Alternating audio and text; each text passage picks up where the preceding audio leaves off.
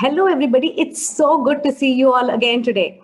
In today's video, I'm going to be sharing with you all 5 hypnotic words, secret words that influence others, influence people subconsciously. And trust me, the stuff that I'm going to share with you today is content or stuff that I do in my workshops. So stay tuned till the end of this video and do not lose out even on a single strategy. And if you're watching this on my YouTube channel, NLP Magic, and you have been learning from my videos and you have been enjoying my videos, then do not forget to subscribe to NLP Magic and to click on the bell icon so that you can be the first to get notified with all my videos.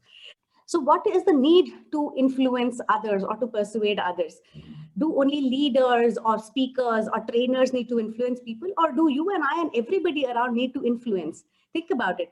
We influence people everywhere. If you have people around you, if you live with the people, if you have a family, if you have children, you need to influence them, isn't it? How many times do we feel frustrated when we are not able to get our child to make the bed, or if we're not able to convince our spouse to do something that we are really keen on doing, or to convince our family because we want to take a decision, right?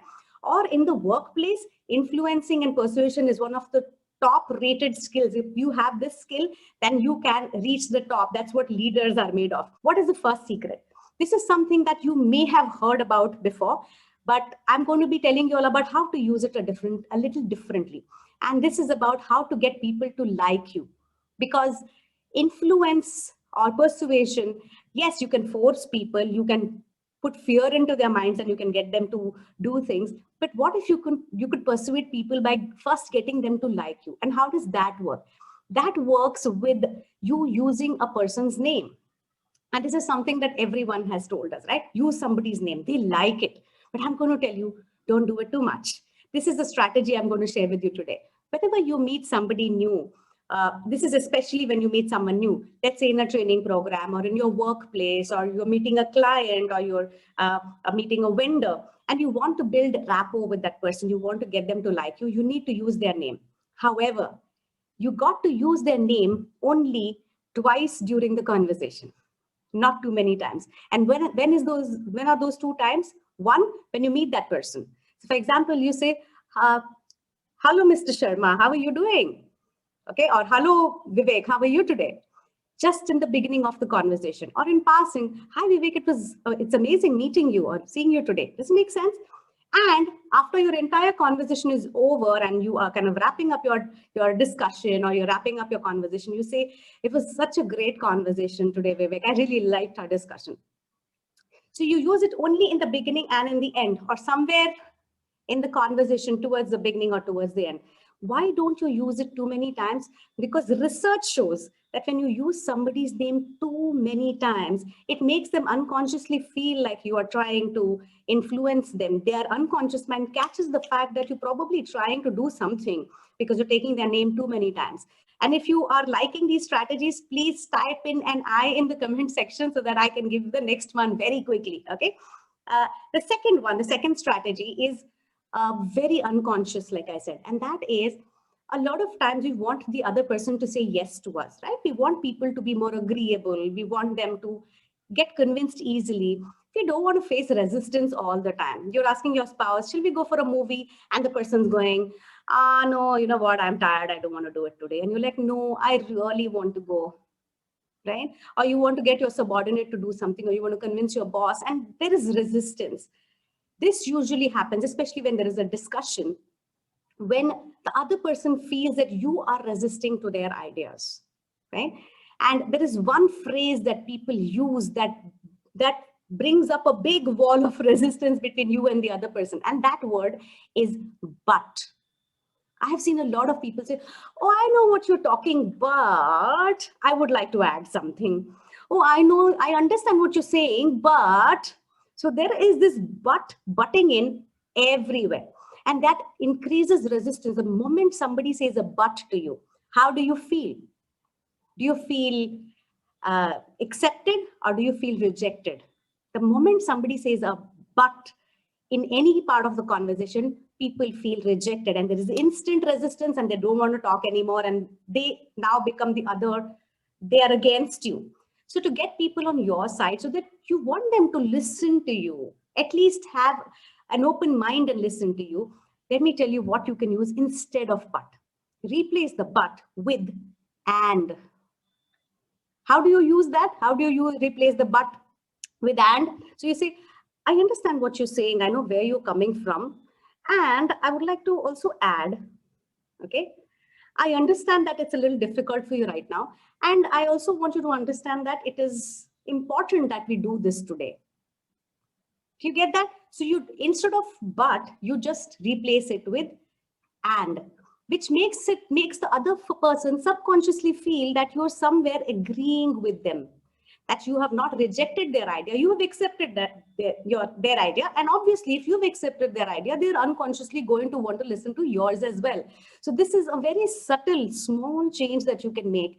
Give it a try today, okay? And instead, whenever you find yourself saying a but, quickly replace that with an and see what happens. And probably come back and tell me what happened in this video in the comment section, all right?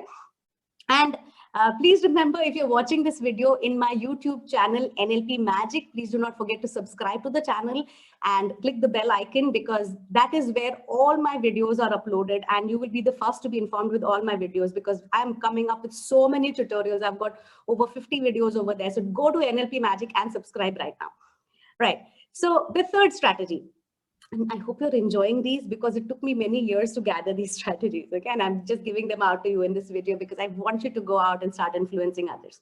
The third one is, whenever we want someone to do something, I have seen people give direct orders like, go make the bed. Let's go for a movie today. Do so and so. Stay back till 8 o'clock at work. And the moment we give orders, there again, people don't like to be told what to do. People don't like to be told. You don't like to be told what to do you? I don't like to be told either. So people don't like listening to orders. The moment somebody gives them an order, they get put off and they're like, I don't want to listen to. Even if they are okay with what you said, even then, whenever it comes in the form of an order, people dislike it. So there is a small way in which you can tell people what you want, but instead of making it sound like an order, you can make it sound like a request, which subconsciously confuses them and they end up agreeing with you. Okay, are you interested in knowing what this is? Type in excited in the comment section if you're excited to know the rest of the strategies. So what is that word that you can use to get people to feel like it's a request? Instead of saying, do this, do that, do so and so, you say, can you do so and so? For example, if you want to go for a movie, you, instead of saying, let's go for a movie to your spouse, you say, can we go for a movie today? If you want somebody to pass the salt, you don't say, pass the salt. You say, can you pass the salt? Can you make the bed? Can you wake up early tomorrow morning? Can you stop annoying me? Does that make sense? So instead of saying, stop annoying me, you say, can you stop annoying me? Can you please give me some rest? Now, you are actually saying what you want, but you are saying that in the form of a question. Can I? Can you? And this makes the other person feel somewhere that you're requesting them.